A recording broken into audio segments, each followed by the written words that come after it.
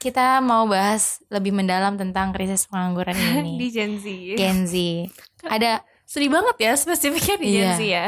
Oke. gimana? Ada cerita-cerita tentang krisis pengangguran ini? Apa bahasan kayak jurusan bahasa lumayan Iya, susah iya, kan. heeh.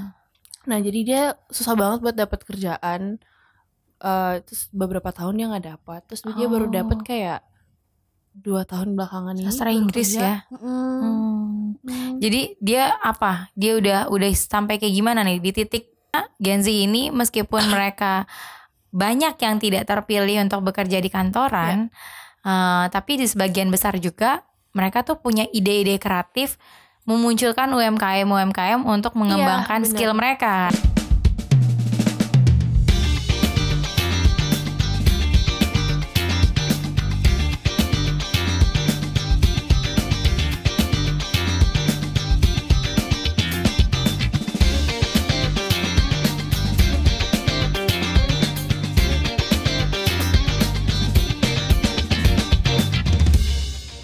Hi peers, welcome back bersama aku Abigail sebagai host dan aku Ayu sebagai co-host. jadi hari ini kita mau bahas apa sih? Kita mau bahas krisis pengangguran di Gen Z. Krisis pengangguran di Gen Z ya. Ya. Oke. Siapa di sini yang nganggur? Kayak kita berdua semi ya, Kita semi pengangguran. Benar. Oke, pembahasannya agak-agak relate kayaknya ya sama Iya, kehidupan iya, kita dan iya. sekeliling kita ya. Iya. Kalau nggak salah yang aku baca dari tim Iya. research kita, itu 10 juta Gen Z itu nganggur. Oke. Kayaknya kita termasuk di dalamnya nggak sih, Bi? Iya, termasuk dalam 10 juta itu 9, ya. sekian Ya. Ya. Itu kita termasuk pengangguran itu. Tuh. Tapi benar gak ya tuh datanya? Makanya ya. Akurat gak ya? Akurat gak ya itu? Nah. 10 juta itu. Apakah kalian peers di luar sana termasuk yang nganggur? Nganggur boleh di komen di bawah. Boleh di komen di bawah. Atau kalian pengacara? Iya. Apa itu? Pengangguran banyak acara. Pengangguran pengacara kita. Kita. Oke. Lanjut, kita mau bahas lebih mendalam tentang krisis pengangguran ini. Di Gen Z. Gen Z. Ada Sedih banget ya spesifiknya di Gen Iya. Z ya. Oke. gimana? Ada cerita-cerita tentang krisis pengangguran ini? Bi? Krisis pengangguran, aku salah satunya semi pengangguran kan. Mungkin kenapa banyak karena persaingannya juga zaman sekarang ketat banget Ketat kali ya. ya. Iya. Maksudnya banyak banget Gen Z yang kayak pembahasan kita sebelum-sebelumnya. Yang katanya Gen Z itu sesuai passion. Betul. Terus habis itu kan mereka kayak ngejar banget apa yang mereka mau gitu ya. Picky ya. Picky banget ya. Picky. Nah karena mereka sepicky itu, jadi kita banyak pengangguran. Tapi kayaknya Ya. nggak Gen Z doang, Nggak Gen Z millennials doang. juga ada. Oh, iya. Oke. Cuma mungkin karena ini kita bahas ya tentang Gen Z, mungkin yang lebih relate Gen Z ya, Iya. dari data yang Badan Pusat Statistik itu, Ya. ya kan 10 juta Gen Z. 10 juta. Itu banyak banget Banyak sih. banget. Kayak hampir setengah populasi Tapi nggak sih, Kak? betul. Tapi di salah satu media sosial yang aku baca memang ternyata belakangan ini tuh banyak banget. Jadi nggak cuma waktu pandemi aja yang banyak pengangguran, di layoff gitu kan. Ternyata sekarang lebih banyak lagi yang kayaknya kebanyakan tuh fresh graduate sih. Iya ya, sedih banget ya. Fresh graduate kan Gen Z kan? Iya. Tuh. Nah, pengalaman kamu nih sebagai semi tanda kutip pengangguran gimana? Apa yang dirasain? Kalau aku karena aku dulu awal kuliah 2020 aku udah kuliah online. Terus juga nggak tahu, bingung mau ngapain gara-gara COVID. Iya. Nah aku tuh kerja jadi barista. Serius? Iya, Barista? serius. Karena aku bosen, so gak punya temen. Jadi kayak freelance gitu ya? Iya sih, jadi aku masuk cuma 3 kali seminggu doang kan. Oke, terus? Terus udah dari situ aku ditarik buat ikut production house gitu. Kalau misalnya dibilang pengangguran gak juga, tapi ya karena basis masih mahasiswa, jadi masih fokus kuliah sambil kerja, jadi kan agak susah. Jadi aku emang kerja yang freelance gitu. Tapi so far sih aku dapat banyak job opportunity sih. Ada halangan atau ada kendala gak sih? Maksudnya kan biasanya beda nih kalau yang kayaknya kalau mau ngincer ke kantoran rada susah, mungkin persyaratannya. Ada kendala nggak sih kalau selama pengangguran itu kayak ngelihat teman-teman jadi envy nih, banyak teman-teman yang kayak kok mereka dapat gue enggak? Ada gitu nggak sih kendala-kendalanya? Kendala karena aku masih kuliah jadi nggak begitu yang gimana-gimana banget sih Kak. Cuma lebih kayak mungkin apa ya, pengen cepet-cepet kerja aja, pengen cepet-cepet dapat duit sendiri ya. Iya, pengen sendiri dibandingkan kuliah gitu loh. Nah, ada nggak sih data-data yang sempat kamu baca-baca yang tentang pengangguran, apalagi dari sisi psikologi nih? Kan balik lagi kamu basicnya adalah jurusan ilmu psikologi. Nah, ada nggak sih data-data yang kira-kira bisa dibagikan kepada teman-teman di peers di luar sana? Nah, dari data-data yang aku baca katanya ya, menurut Menteri Tenaga Kerja gitu, katanya tuh kebanyakan generasi Z, terus habis itu di usia rentan 18-24 tahun gitu. Mereka tuh banyak pengangguran, jadi lebih banyak fresh graduate sih, bener kata kamu gitu. Fresh graduate mungkin kalau di perusahaan kan sekarang nih ya, kalau yang aku kebetulan aku juga kan sambil-sambil ya kan nyari-nyari side jobnya diikutin juga gitu kan. Tapi lama-kelamaan kalau dilihat ya dari job description yang ada di platform Job Hunter, kalau fresh graduate tuh banyak banget sebenarnya. Tapi persyaratannya pada saat mungkin sudah apply, ada beberapa testimoni dari fresh graduate yang udah aku tahu ya, yang aku survei secara tidak langsung. Mereka tuh bilang katanya pas di interview nanti ujung-ujungnya nanya apa nih basic experience-nya, apakah pernah ada magang. Kan biasanya kalau di kuliah ada semester semester 7 magang ya kan. Tapi kan tidak semua jurusan magang sebenarnya, kayak ilmu komunikasi itu nggak semua jurusan dibikin jadi magang di semester akhir. Gitu. Kalau psikolog aku nggak tahu, tapi kalau jurusan yang kayak finance, accounting mungkin ada, mungkin ya. Cuma ya itu balik lagi perusahaan kadang ngelihat kalau dia ada basic experience workingnya di satu company, mungkin itu akan bisa mendukung poin plusnya gitu kan. Nah kalau kamu sendiri, kalau psikolog gimana? Kalau di kampus aku sendiri sih kita boleh milih gitu loh, kita mau magang atau KKN atau apa gitu. Jadi lebih banyak pilihannya sekarang karena ada MBKM juga kayak gitu kan. Nah aku tapi kemarin sih magang setahun sih ngambil, gitu. Jadi aku mau 2 semester 5 sama 6. Jadi paling tidak itu ada pegangan kamu supaya nanti kalau nge-apply kerjaan, ada nih pengalaman kerja ya. Nah mungkin kenapa banyak juga pengangguran karena sekarang kan paid internship kan gitu. Karena kalau nggak paid kayaknya kayak gimana ya? Nah masih banyak beberapa internship yang emang gak bayar, cuman pasti kan sekarang juga mau kita mau beberapa orang mau dibayar gitu lah dengan skill yang ada. Nah kayak misalnya aku kemarin ditawarin sama grup A gitu ya, buat magang, dan perharinya tuh lumayan banget untuk magang Kak, kayak hampir UMR. 4 juta something gitu. Dan menurut aku kayak kalau misalnya perusahaan nggak punya, sebelumnya kita nggak punya skill sebelumnya, menurut aku perusahaan nggak bakal mau nerima sih. Betul ya kan. Makanya mungkin banyak pengangguran karena itu kali ya. Iya betul. Meskipun sebenarnya kalau ada orang dalam ya, biasanya kan kayak gitu kan. Kalau ada ordal jalur VIP ya kan, masuk mau itu baru lulus apa segala macam ya kan. Iya benar banget. Nah ada nggak sih Bi di sekitar kamu yang kira-kira ada kenalan yang masih sampai sekarang nih fresh graduate atau anak Gen Z yang sampai sekarang udah coba berkali-kali, beribu-ribu kali masih nganggur? Kayaknya ada deh temen-temen aku. Mentalnya keganggu gak tuh? Iya, pastilah, pasti gak sih? Karena ngerasa kayak dia cukup apa enggak, kurangnya di mana gitu loh. Kebanyakan anak merantau atau dia memang stay atau punya rumah di sini? Aku ngeliat campur sih, misalnya ada yang rantau, ada yang di sini juga. Beberapa temen aku juga yang rumahnya memang di Jakarta gitu, dan sampai sekarang belum dapat kerja juga gitu. Paling base-nya tuh cuma sampai interview pertama doang, sampai HR, sampai usernya tuh enggak gitu. Kasian banget deh. Ya kan, jadi kadang-kadang sebenarnya yang jadi koreksi juga kan, kadang-kadang HR ini menilai gimana si fresh graduate atau si pelamar ini kan kadang-kadang mau mungkin dari stylenya, mungkin dari cara dia pembawaan bicaranya ya nggak sih. Nah kalau balik lagi, kalau di millennials kan kita udah punya pengalaman kan beberapa tahun bekerja, tapi itu juga kadang tidak menutup kemungkinan kita sulit dapat kerja juga gitu. Balik lagi ke kebijaksanaan perusahaan kan gitu. Kalau curhatan, pernah dengar nggak curhat yang kayak, Dubi gue nggak dapat kerjaan sampai gue stres banget, depresi apa, pernah nggak sih ada yang pernah. Jadi kayak dia udah lama banget, beberapa tahun dia nggak dapat kerjaan kan. Sedih banget juga sih dengernya gitu. Apalagi jurusan dia kan sastra Inggris ya, jadi lumayan susah kan kalau asing gitu. Betul. Beberapa bahasan kayak jurusan bahasa lumayan susah kan. Nah jadi dia susah banget buat dapat kerjaan.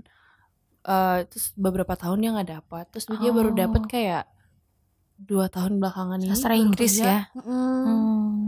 Jadi dia apa? Dia udah sampai kayak gimana nih di titik apa ya? Dia udah apply kemanapun, bagian apapun. Wow. Jadi dia kayak bagian admin, CS apa segala macam. Jadi dia gitu. Udah nyoba semua opsi ya. Tapi gak dapat juga. Terus dia baru dapat gara-gara temennya juga, dibanding temennya baru dia dapat gitu. Jadi baru kerja 2 tahun belakangan ini gitu. Iya sih. Jadi itu juga sih ya yang bikin kita ngelihat tambah banyaknya angka pengangguran di Indonesia lebih tepatnya ya. Betul. Nah biasanya itu apa sih yang menurut kamu sendiri penyebab banyaknya pengangguran di Gen Z? Salah satunya sih ya dari yang aku baca gitu ya, katanya tuh gap antara lapangan pekerjaan dan skill yang dimiliki gitu loh.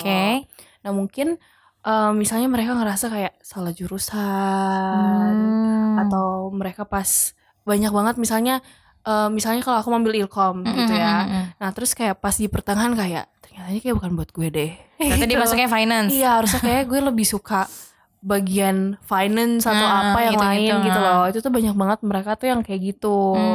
Dan kebanyakan juga yang teman-temanku ya emang ngerasain hal tersebut juga gitu. Ya berarti gap pendidikan kali ya. Jadi yang berbeda pendidikannya apa atau enggak dari orang tua gak sih Kak? Iya benar-benar kayak misalnya ya gue mau anak gue jadi dokter, sedangkan kayak anaknya kayak misalnya mau musik atau mau apa yang lain, tapi jadi nggak sejalur ya. Nggak boleh.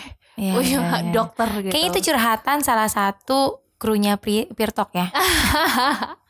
Kan ada musik kan, ada yang suka musik kan. Banyak siapa kayaknya. Tahu banyak kayaknya. 2 orang. Betul. Dan kalau kita lihat-lihat ya, kan sekarang nih banyak media sosial yang selalu kasih POV Gen Z di kantor.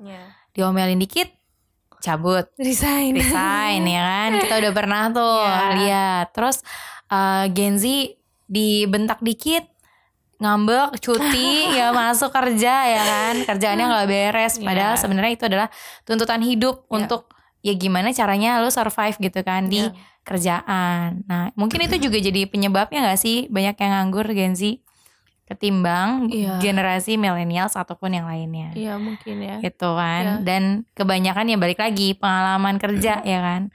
Pengalaman kerja yang mereka tidak sebanyak kita yang generasi millennials. Menurut aku ya gitu. Kalau dari sudut pandang aku sendiri yang ya kalau dibilang pengalaman kerja itu udah lama ya, lama banget gitu. Tapi kalau dilihat dari teman-teman yang kebetulan dulu aku punya tim banyak Gen Z. Oke, terus gimana tuh? Mereka tuh selalu ceritanya pengennya foya-foya, hura-hura gitu kan. Pas ditanyain deadline, stres. SKS, sistem kebut semalam. Jadi mungkin salah satu jadi pertimbangan tim leader ataupun perusahaan kan itu kan. Gimana caranya lo maintain kerjaan lo aja gak bener gitu. Dan itu bisa jadi salah satu penyebab pengangguran di Gen Z. Ya gak sih gitu. Nah setuju gak kalau misalkan pengaruh dari jurusan si Gen Z ataupun yang lagi nganggur di luar sana ini sama pekerjaannya itu kayak gini contohnya. Kemarin kan yang tadi lo bilang lo pernah jadi barista. Sedangkan lo psikolog. Kan gak nyambung ya. Nah setuju gak sih kalau mereka tuh ya udah coba-coba aja, lucky draw aja. Siapa yang beruntung ya udah kerja gitu. Setuju nggak kayak gitu? Ada yang kayak gitu? Kayak setuju, itu kayak yang gue lakuin sekarang gak sih? Iya, yang lakuin ya. Iya. Kebanyakan kerjaan yang gue lakuin gitu ya Kak. Kebanyakan ini sih paling yang gak ada sangkut pautannya sama psikologi gak sih? Kayak aku freelance apa gitu. Misalnya kayak waktu itu aku gue jadi barista. Terus misalnya jadi MUA gitu. Jadi sama sekali gak ada. Itu karena pengen aja kan? Ya karena pengen mengisi aja, waktu luang kan? Kayak hobi. Iya. Terus pengen coba-coba aja gitu. Nah, masih muda jadi kayak ya udah gitu. Pertanyaan berikutnya, penasaran. Kalian tuh sayang nggak sih sama udah ngambil lama banget kuliah, psikolog berapa tahun tuh? Psikolog berapa tahun banyak? Kalau jadi psikolog kayak kalau mau jadi psikolognya banget itu harus 5 tahun nggak? Kuliah ya misalnya 4 ambil profesi 2 tahun berarti 6 tahun. Tiba-tiba lu jadi barista. Sayang gak sih dari sekian lama pendidikan yang lo tempuh tiba-tiba lo jadi ya bukannya kita mendiskriminasikan salah satu pekerjaan ya, tapi maksudnya kayak skill yang dipelajari selama ini 4 tahun kuliah terus habis sangat disayangkan gak sih Bi? Lumayan sih, tapi aminnya gue tetap mau jadi psikolog, jadi masih ada sejalan lah dengan jurusan aku gitu. Paling tidak sudah mencoba ya. Paling enggak ya masa mudanya coba ini itulah. Biar gak penasaran ya. Sebenarnya kalau gue pengen banget sih coba-coba kayak gitu. Tapi gue ngerasa kayak kalau gue masuk ke finance kayaknya otak gue ngebul deh. Kayak ke finance. Iya, gak pantas kayak aduh ya Allah harus mikir closingan apa segala macam gitu kan. Tapi kalau gue tipe yang harus coba ya udah jalurnya hampir sama lah. Kalau emang ilkom palingan ke broadcast. Ya kalau podcast gini kan salah satu ilkom juga gitu kan. Berarti masih jurusan gitu masih sejurusan karena gue bukan tipe yang berani banting setir gitu loh. Meskipun kayaknya seru deh coba-coba gitu kan. Gitu sih. Nah, kalau menurut Lobby penurunan daya beli di masyarakatnya sendiri itu gimana? Dalam arti ya sekarang kan banyak sektor industri yang menyebabkan banyaknya produktivitas jadi sampai kita nganggur. Itu gimana Bi? Sejak COVID apalagi kan, apa sih penyebab yang benar-benar bikin daya beli di masyarakat untuk Gen Z itu turun? Mungkin penurunan produktivitasnya kali ya. Maksudnya kan Gen Z tuh katanya yang kemarin yang kita bahas males ya. Ya, betul. Terus maunya enak doang gitu kayak misalnya ya kayak gue sendiri mau cari kerjaan hybrid. Maunya hybrid ya. Remote gak mau. Remote masih ke office tuh kayak betul. Aduh, gak mau bener-bener kayak hybrid ya. Iya, kalau bisa hybrid di mana aja gitu. Jadi ya mungkin faktornya kita terlalu picky terus maunya yang enak kali ya. Jadi itu juga kayak bisa mampu menurunkan daya beli juga sih. Jadi gitu. Sama kurangnya SDM jadinya. Iya benar. Jadi manpowernya tuh kurang sebenarnya kan. Benar. Nah, Bi, kalau yang kita dapat dari tim data di Pirtok ya, report dari salah satu perusahaan ternama yang udah terkenal lah, dia auditor paling bagus lah, dengan inisial D, kita tidak bisa menyebutkan ya, takut nanti salah gitu kan. Di tahun 2022 itu sekitar 32% Gen Z memilih hanya untuk bekerja dan menjanjikan work life balance. Jadi kerjaan sama kehidupan harus balance. Nah itu gimana tuh? Bener gak kira-kira data itu? Ya aku kayak maksudnya kayak gue sendiri ya bener sih. Maksudnya emang work life balance ya? Ya pusing kerja tapi juga harus balance juga sama kehidupannya juga gitu. Jadi banyak kerja, banyak lembur, terus banyak juga cuti yang lo sama. Itu kayak lebih reward buat diri ya, healing itu, lebih tepatnya. Itu pembahasan kita kemarin-kemarin nih kan. Nah dari data yang kita ambil juga dari Randstad World Monitor tahun 2022 menunjukkan bahwa 41% itu dari Gen Z tersebar di wilayah Eropa, Asia Pasifik, Amerika lebih memilih nganggur dibanding gak bahagia di tempat kerja.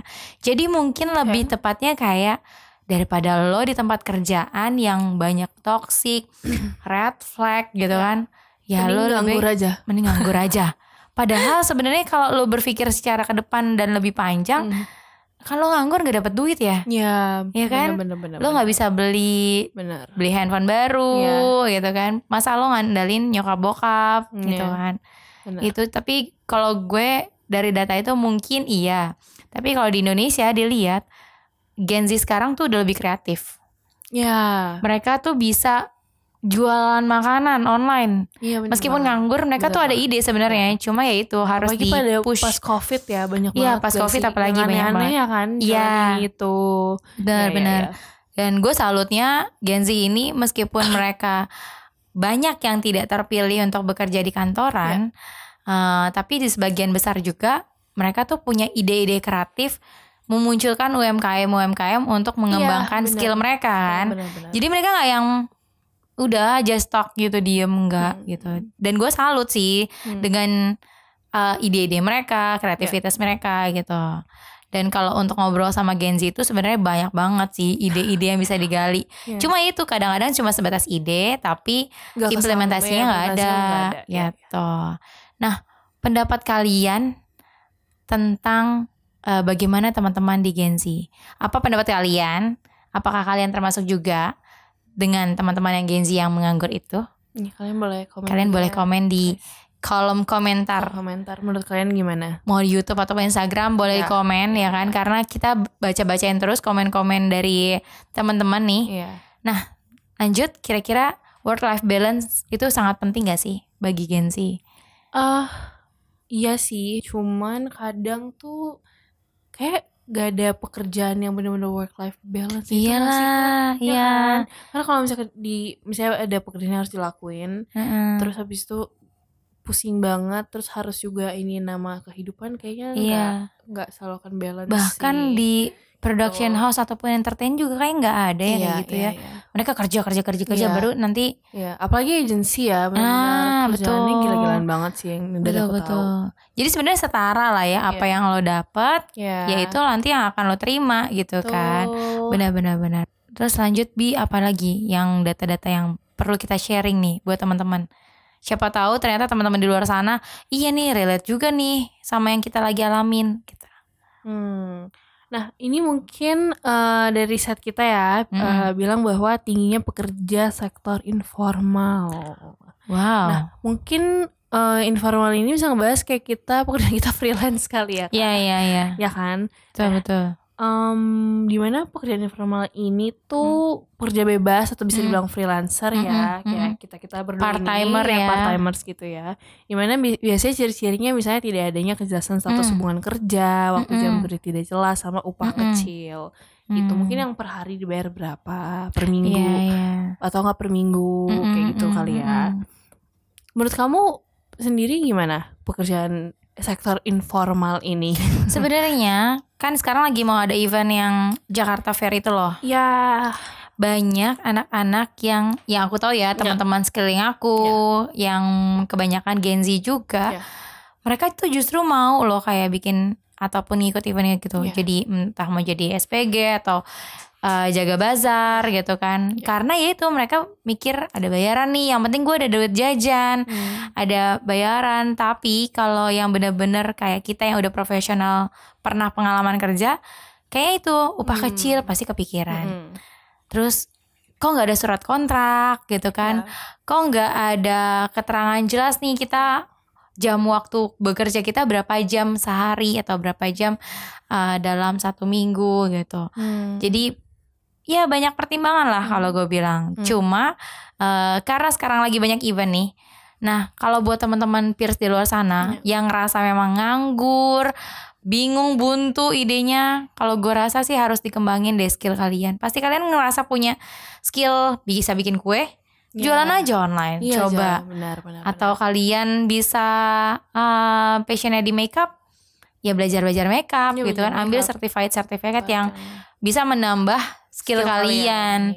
Jadi kalian benar-benar gak nganggur dengan kosong gitu kan. Nah nextnya secara pekerjaan informal sendiri paling banyak tuh saat ini driver online. Iya. Itu setuju karena setuju. yang punya kendaraan hampir bisa semua orang gak sih? Kendaraan. Mau itu apa ya, motor ataupun mobil gitu. Paling nggak orang punya satu. Terus kayak pekerjaan yang lumayan gampang available dan bisa ngatur waktu sendiri, arrange waktu sendiri, ya kan? Driver online, siang, sore, malam, terserah itu kan dia yang ngatur gitu kan, dia yang ngatur. Tapi boleh juga tuh ya kan, asal balik lagi ke orangnya. Apakah orangnya malu melakukan pekerjaan itu kan, karena ada sebagian orang yang gengsi. Iya betul. Betul kan, ada sebagian orang yang gengsi, ada sebagian orang yang ya so far ini halal, masih bisa cari kerjaan, kenapa enggak? Ya why not gitu kan. Nah, punya pengalaman atau dengar cerita gak sih tentang hal ini, Bi? Kayak ya, driver online gitu. Driver online.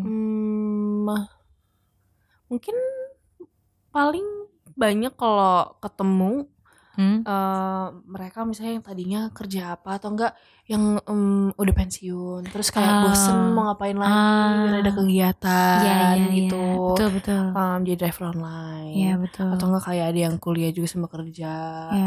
Kayak ya udah iseng-iseng aja, kayak bosen terus ya udah sambil driver online gitu. As long as emang masih sehat dan stamina juga mendukung, kenapa enggak gitu kan? Toh itu juga usaha untuk mencari duit ya. Dan kayak setahu gue ya Kak, kalau misalnya driver online gitu, kalau misalnya memang mereka sering-sering keluar di driver gitu, mereka setahu gue tuh punya gaji pokok juga. Oh gitu? Iya. Kayak dari misalnya mereka bisa dalam seminggu ngambil 30 penumpang misalnya gitu. Nanti dapat bonus bisa 1 juta.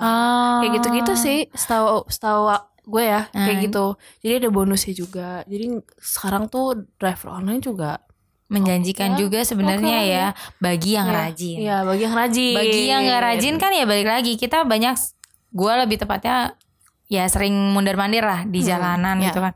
Banyak juga kok driver yang cuma duduk-duduk aja gitu, kayak mikirnya ya udah ntar juga datang pelanggan gitu kan. Tapi ya itu ada beberapa, kalau kita suka ngobrol sama driver online ya kan, kalau ditanya kenapa Pak kok banyak yang nganggur, ya itu biasanya mereka cuma sampingan doang Mbak. Tapi jadi kita yang merasa jadi pukul rata nih, banyak kok driver online, kok gak ada yang ngambil sih, nolak rezeki apa segala macam.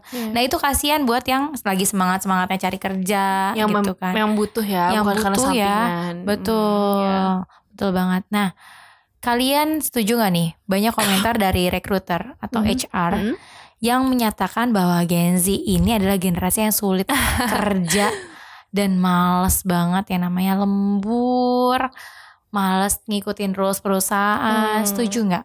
Abi sendiri deh, setuju gak? Kalau aku pribadi kayak tergantung orangnya deh. Balik lagi ya, tergantung orangnya. Terus dia passionate atau enggak sama kerjaannya yang dia lakuin. Kalau misalnya aku sendiri, kayak gue sendiri sih, aku ngelakuinnya karena emang suka aja. Jadi emang karena suka? Iya karena suka, terus kayak menarik, kepo sama kerjaannya ya, enggak, gitu sebisa ya? Mungkin kasih 100% sih kalau kerjaan. Nah alternatif kerjaan apa yang menurut lo bisa dilakuin di masa-masa sekarang? Mungkin bisa kasih referensi gitu, biar atau kasih insight supaya teman-teman di luar sana yang mungkin saat ini kondisinya lagi nganggur kepikiran nih gitu. Mau kerja apa gitu. Mau kerja apa? Mungkin kayak kita berdua kali ya, freelance ya kan, kita kan freelance pekerjaan ya guys. Yang kita pegang kayak beberapa deh. Betul. Kan? Bisa itu, terus bisa juga content creator sekarang gak sih, yang lagi banyak banget kan. Gampang kan lah ya itu. Kalau dibilang gampang, kayak mereka juga gak gampang-gampang banget, tapi harus pinter-pinter bikin konten menarik. Konsisten. Iya, sama konsisten juga. Sama mungkin bikin usaha. Ya gak sih? Bikin usaha, ya kan? betul. Misalnya kayak tadi yang lo bilang bisa bikin kue online, betul. Atau makanan gitu kan, apa, atau misalnya kayak bikin bunga, bunga, ya betul. Kan? Sekarang kan banyak yang mau wedding kan. Iya gitu. Benar. Bisa bunga kayak gitu. Jadi sebenarnya banyak ya pekerjaan-pekerjaan yang bisa dilakuin untuk masa-masa sekarang, apalagi jangan sampai menambah angka pengangguran itu semakin banyak. ya teman-teman. Kalau bisa 10 juta, jangan jadi 15 juta. Kalau itu gaji nggak masalah. Ini angka untuk pengangguran. Oh my god, itu gede banget sih, betul. Persen dari populasi Bener. Nah, salah satunya tuh kita berdua. Ya karena kita berdua freelance gitu kan. Terus sama-sama semi pengangguran, sama-sama suka di makeup gitu kan. Benar. Masing-masing punya cara untuk supaya gak nganggur-nganggur amat ya kan. Karena kita hidup gak cuma bernafas sama angin doang terus makan hidup gitu kan. Harus bayar apapun lah yang kebutuhan sehari-hari gitu kan. Apalagi kalau generasi sandwich ya. Iya. Oh itu harus banget itu tumpuk atas, tengah, bawah itu harus. Iya bener banget. Jadi semangat ya teman-teman buat yang di luar sana. Jangan putus asa. Kalau menganggur harus cari ide-ide lagi. Bener kan? Iya. Harus kreatif sih. Betul. Nah, kira-kira apa sih yang bisa dilakuin untuk ngubah supaya Gen Z ini dilirik sama HR? Ya kita sekarang ya. Sebenarnya banyak banget gak sih? Misalnya kayak kita bisa ya kalau misalnya kita gak mau kerja kantoran, tadi freelance, bisa aja kita nambahin skill, terus kita freelance juga. Ikutin pelatihan-pelatihan. Teman-teman terus kayak update aja, misalnya kayak bikin Instagram mengenai itu, terus mulai masukin freelance apa kayak gitu. Kalau gue setuju ikutin pelatihan sih. Webinar yang menambah ilmu supaya ilmu yang lo pakai nih selama di kuliah nggak benar-benar hilang gitu kan. Benar. At least adalah ilmu tambahan dikit ya kan. Nggak cuma sekadar nongkrong di kafe yang habisin duit ya. Iya benar. Gue juga gitu soalnya ya kan.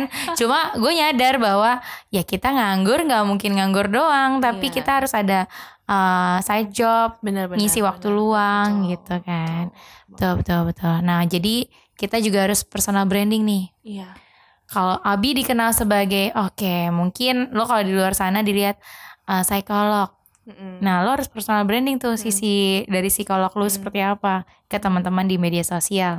Atau mungkin lo fashion designer, ya lo branding juga lo sebagai fashion designer. Jadi orang akan lihat oh Abi adalah fashion designer misalkan gitu. Jadi jangan lupa juga personal branding untuk sekalian nge-upgrade skill yang kita punya. Bener banget ya. Tuh, nah sebagai closing statement ada yang mau disampaikan Abi? Apa ya, menganggur tuh gak apa-apa ya guys. Kayaknya semuanya emang pernah ngalamin itu. Ada masanya. Tuh. Cuman pasti bakal ada di posisi dimana kayak aduh kok kayak gue gak dapet kerjaan, udah coba sana sini belum ada kerja kayak gitu. Tapi percayalah nanti pasti ada waktunya kalian kerja yang memang cocok sama kalian gitu loh. Jangan juga terlalu dipaksa buat kerja ini itu yang kalian emang gak begitu seneng banget sih nanti karena hasilnya kalian setengah-setengah gak sih? Betul, setengah hati ya. Gak bakal 100%. Terus bakal balik lagi ke personal branding, bakal jelek juga buat personal branding kalian. Betul. Dan tambahannya sih, kalau yang udah dapat kesempatan dapat pekerjaan yang baik itu jangan disia-siain. Betul. Jangan benar-benar kayak disepelein. Nanti kan gue dapet.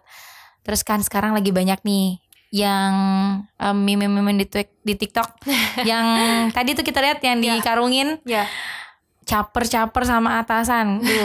No itu toxic banget gitu kan. Nanti yang ada feel di kerjaan kalian tuh akan berasa gak enak gitu kan. Jadi kalau udah dapat pekerjaan yang baik, pertahankan ya gimana ceritanya dan tambah skill juga gitu. Siapa tahu abis kerja di kantoran bisa jadi wirausaha. Betul, bisa jadi CEO-nya. Amin ya kan. Amin. Kita gak ada yang tahu gitu. Betul.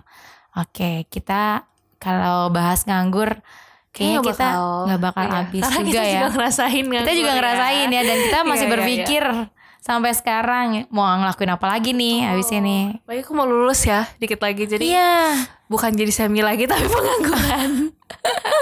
Iya benar-benar. Karena udah nggak ada lagi yang lo kerjain kan. Benar. Jadi lo sekarang cuma mikir kerjaan ya kan. Benar. Karena sekarang masih skripsi ada.